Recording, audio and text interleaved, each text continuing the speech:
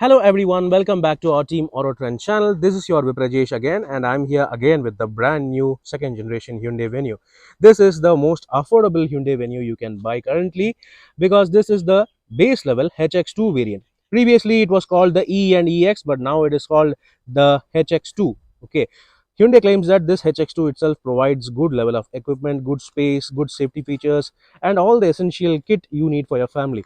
Okay, we are going to check that out exactly. But before that, first let's check out the engine options. The first one is the most affordable 1.2 liter Kappa 4-cylinder non-turbocharged petrol engine, producing 83 PS of maximum power and 130 Newton meters of maximum torque through a 5-speed manual gearbox. Then comes the 1.5 liter CRDI 4-cylinder turbo diesel engine, producing 115 PS of maximum power and 250 Newton meters of maximum torque through only a 6-speed manual gearbox. The third one is the 1 liter 3-cylinder turbocharged GDI petrol engine, producing 120 PS of maximum power and 172 Newton meters of maximum torque. This engine on the base variant is available with a 6-speed manual gearbox, no automatic option for the entry-level variant. So these are the engine options. This car seems to be really good value for money. Let's check that out. Okay, then let's talk about the exterior features and highlights. First of all, from the front, you can see that this car reminds us of the Hyundai Alcazar and the Hyundai Extra combined. Okay, this connected LED beam reminds us of the Hyundai Alcazar, whereas the halogen projector headlamp reminds us of the Hyundai Extra's lower spec variants. Still, it looks okay. The front grille reminds us of the Hyundai Extra. It looks beefy, kind of fresh, kind of a mix of the Hyundai Palisade, Alcazar and the Extra. Still looks quite okay. I am surprised to find out that this base variant also gets the twin horn LED highlights just beside the headlamps. It looks quite nice, quite fresh. It's okay, right? You don't have front parking sensors and all. Still, the car looks pretty good, and it has got decent level of safety equipment.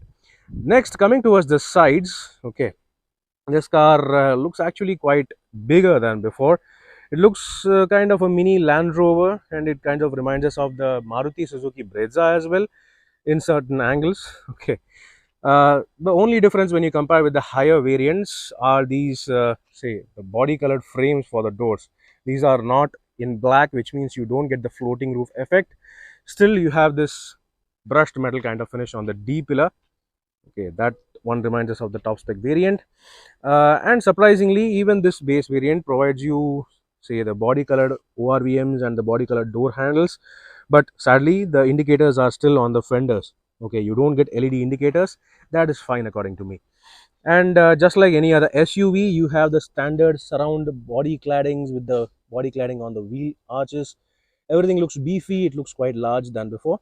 Quite nice. Okay, then the main difference, however, are the wheels. Okay, this one is the diesel version, which means even on the HX2 you get 16-inch steel wheels with wheel covers, whereas if you opt for the petrol version, the 1.2 liter petrol version, you will get 15-inch steel wheels with a different kind of wheel cover design. Honestly, this 16 looks better. Okay, the 15 ones look very puny and does not match with the vehicle's overall profile. So this diesel one looks better. Then coming to other highlights, obviously you don't have roof rails and neither do you get electric sunroof. Still, you have this shark fin antenna available as standard. That is quite nice. Okay, coming towards the rear, here also you do not get certain features seen on the higher variants. For example, you don't get the connected LED tail lamps which are available on the top spec variants. Still, the car kind of definitely reminds us of the Range Rover Velour and other cars. It looks quite nice and premium. Another different thing I noted are the differences in the tail lamps itself.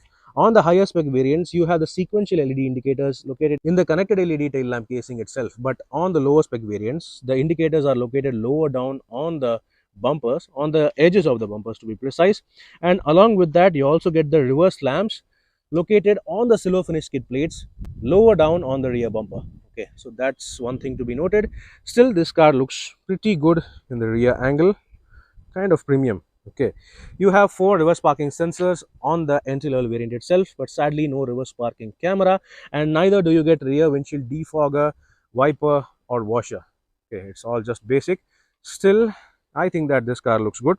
Only if you swap onto alloy wheels and just paint the B and C pillars in black, this car will look definitely much better. Right, let's now check out the cabin, shall we? Right, folks, here we are with the HX2 base variant of the Hyundai Venue. And before we get into the cabin, let's check out the key. Okay, surprisingly, even the entry level variant provides you this remote flip key. Actually, these remote flip keys.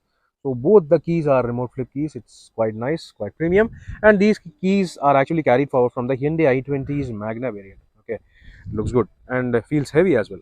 Okay, then checking out the seats, you get this plain black fabric upholstery. Unlike the dual tone finish we have seen on the higher spec variant, the top spec variant, still the quality is quite good. It is kind of a denim like material, feels good, it's quite breathable, I suppose. And the seats also are bigger, which means you get better support, better side bolstering, and better overall comfort. Sadly, the interior variant does not provide you height adjustment for the driver seat, which I think is still fine because the seat itself is actually positioned quite higher than expected. Okay, right, then let's get inside because it is very hot today, and you can see the Hyundai Morse code on the steering wheel just like the top spec variant. That said, you don't get leather finish on the steering wheel. It is just the regular rubberized plastic finish. It's quite nice, still chunky and very positive to hold. It feels like a Land Rover SUV kind of thing. Okay, then you have steering mounted audio controls and the buttons to control the instrument cluster MID. I'll turn that on in a bit. Before that, let's check out the door pad. Okay, just like the interior, the complete door pad itself is finished in black, just plain black, except for this door handle, which is in kind of a faux metal finish looking. Okay, apart from that, everything else is black, no soft touch finish. Still, you have all four power windows, electronically adjustable ORVMs, one bottle holder, and four speakers available as standard on the base variant itself. It's all good. Okay, yeah, time to turn on the displays, for which I'll have to slot in the key and turn the car on. It is extremely hot today in Coimbatore, and this is how the display looks like. This curved LED display is actually standard across all variants, and even on the base level HX2 variant you can find this instrument cluster with the large touchscreen system. Yes, you still get wireless Android Auto and Apple CarPlay along with this curved LED screen display on the base variant. It's quite nice. The user interface is also very slick, smooth, very responsive, and quite nice. It also has Bluetooth connectivity and almost everything you can expect, except for connected car features and all. It still provides you all this stuff. And of course, you don't have a reverse parking camera. This one is the diesel version. Now there is no reverse camera. Still, you have this reverse parking sensor display on the instrument cluster MID. It's quite okay. It's quite responsive, sensitive, and good. And talking about the instrument cluster, the display is totally different compared to that higher spec variant. The top spec variant provides you customizable instrument cluster, but not this one.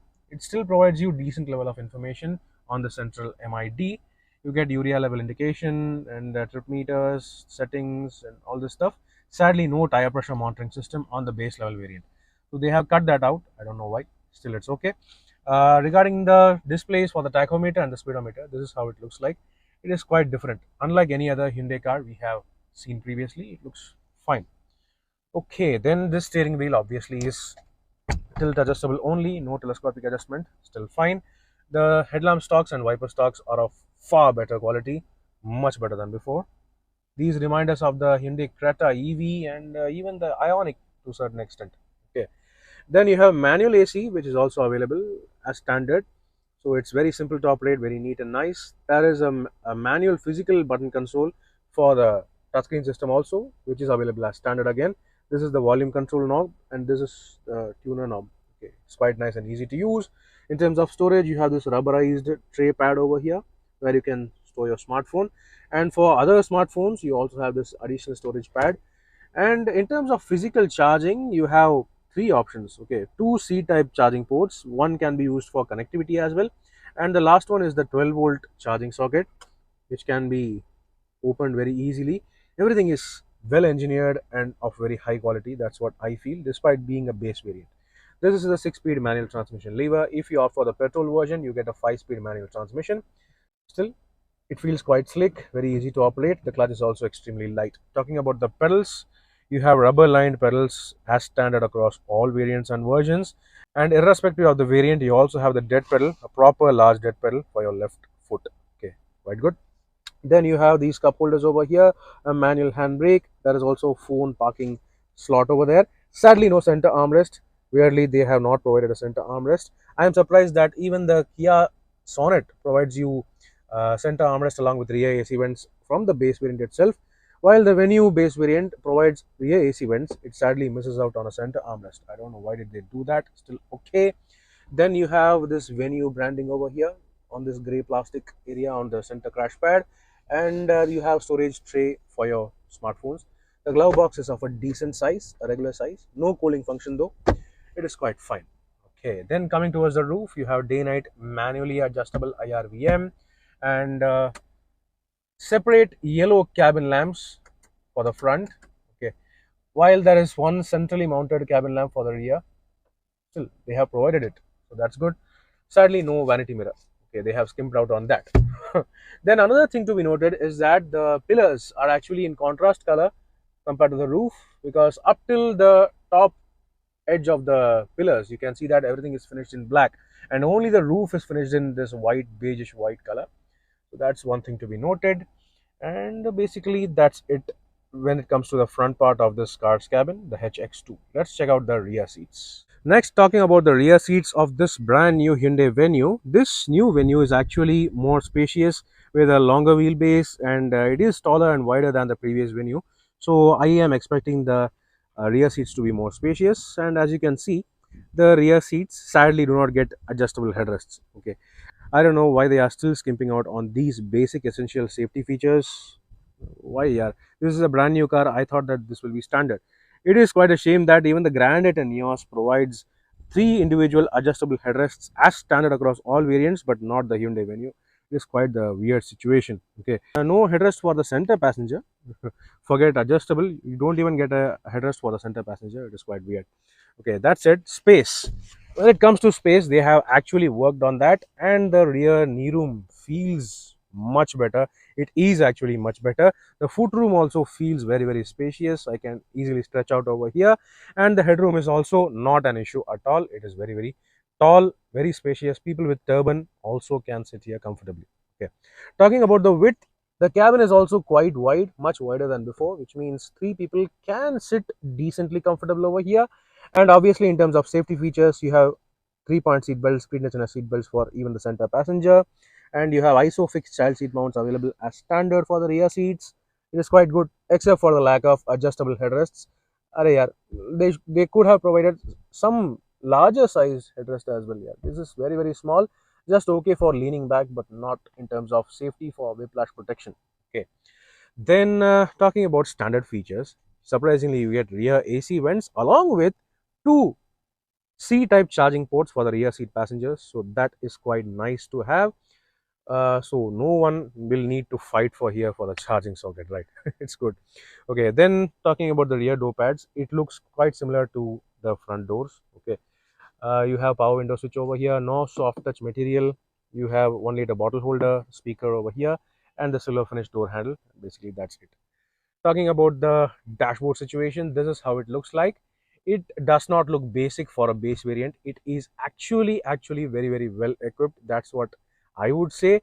If you can see carefully, this car has got almost all the essential necessary features you will need for your family, except for the fancy features. Okay, you have a touchscreen system with connectivity, you have reverse parking sensors, you have steering mounted controls, AC with rear AC, all 4 power windows, and electronically adjustable ORVMs, and you also have a pretty good looking interior. Except for the lack of a reverse parking camera, this curved LED display also looks pretty good, kind of like a premium car. Okay, despite being a base variant, the interior also does not look that basic. So that's how it looks like. In terms of safety features, you have 6 airbags available as standard, along with ESP, traction control, hill hold assist, reverse parking sensors, pre-tensioner equipped seat belts, ISOFIX child seat mounts, and remote locking. So it's all good. Okay. In terms of other stuff on the roof, you have a separate yellow cabin lamp and grab handles for everyone. It is quite fine, quite nice. Okay, sadly no storage over here behind the front seats. I don't know why did they do that. Still, it's okay. Let's now check out the luggage space. Finally, talking about the luggage capacity and boot space, Irrespective of the variant, the car's dimensions remain exactly the same. So you have more than 350 liters of luggage capacity, which is quite good. Now that said, sadly you don't have the parcel tray shelf. Okay, not on the entry level variant. Still, you have a bag hook on the right side and no boot lamp. There is a provision still, so you can actually fit this boot lamp as a part of accessories or spare parts. That's all right. Okay, still you have usable boot space, a very large boot, so that is a plus point, right? And in terms of the spare wheel situation, you have a 15-inch spare wheel. It is actually one size lower for the diesel version, which gets 16-inch wheels. But if you opt for the 1.2-liter petrol version of the entry level variant, you can easily match this spare wheel size, because that is 15 and the spare wheel is also 15. So I think it will perfectly go well. Okay, then for additional luggage capacity, you always have the option of flat folding the rear seats. That said, you still don't have a completely flat floor. There is a massive step, which I think you can easily adjust according to it. Still, you have the large dimensions. The height is actually much better than before, which means you can load it up to the roof, so you can easily shift your house, okay, with your Hyundai Venue. Right, friends, so that was all about the luggage space, flexibility and all. Let's now talk about the pricing and value of this entry level HX2 variant. So folks, that was a detailed review of the brand new Hyundai Venue's entry level HX2 variant. According to me, this variant itself provides you almost all the essential features you need for your family, including connectivity features, infotainment, and you have this instrument cluster which looks good. You also have projector headlamps, and the diesel version provides you larger wheels as well. Moreover, you have all four power windows, electronically adjustable ORVMs, and you also have rear AC vents, so it is quite good for everyone. The car is actually more spacious than before. It is more comfortable than before, and you also have good level of safety equipment. So I think that this car, the entry level HX2 variant of the new Hyundai Venue, is proper value for money, and it is also going to be the go-to option for people who love customizing and modifications. Okay, so do let me know in the comment section below, what do you think about this entry level HX2 variant of the brand new second generation Hyundai Venue. Meanwhile, this is Viprajesh signing off. See you on another video. Thank you for watching.